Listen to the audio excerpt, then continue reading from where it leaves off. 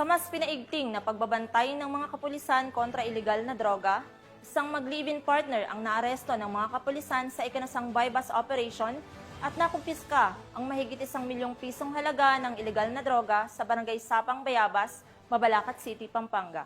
Patrolwoman Jilly Peña sa report.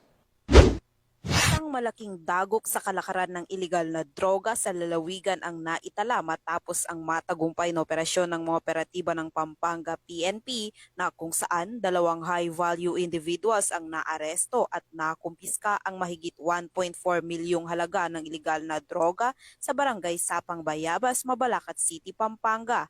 Ang operasyon ay pinangunahan ng mga operatiba ng Mabalacat City Police Station sa ilalim ng pamumuno ni Police Lieutenant Colonel Efren N. David Jr., Chief of Police. Kinilala ang mga suspect na sina alias Chica, 20 anyos at alias Nix, 20 anyos, parehong walang trabaho, mag-live-in partner at residente ng nasabing barangay.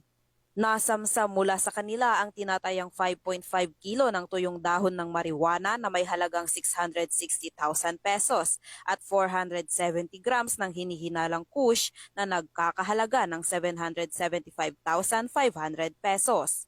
Umabot sa kabuang 1,435,500 pesos ang tinatayang halaga ng nakumpiskang ilegal na droga. Ang mga suspect at ebidensya ay agad na dinala sa Mabalacat CPS para sa tamang dokumentasyon at disposisyon. Kasalukuyang inihahanda ang mga kaukulang kaso laban sa kanila sa ilalim ng Republic Act 9165 o ang Comprehensive Dangerous Drugs Act of 2002.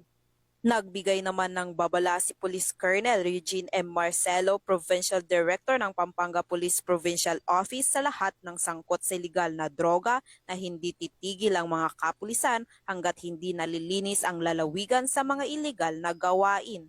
Tulad nga po ng mga sinabi ko, hindi po kami titigil hanggat hindi natin nakukuha yung puno ng mga ito. We will be relentless on this.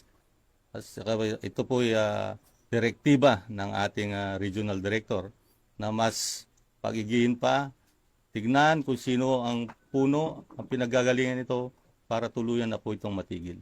Ang tagumpay na ito ay patunay na walang humpay na kampanya ng Pampanga PPO laban sa ilegal na droga, alinsunod sa direktiba ng Chief PNP Police General Nicolas D. Torre III na pag-ibayuhin ang laban kontra kriminalidad para sa mas ligtas na pamayanan ng bawat mamamayan. Mula dito sa gitnang Luzon, ako ang inyong PNM correspondent, Patrolwoman Jilly Advicola Peña, alagad ng batas, tagataguyod ng Balitang Pulis.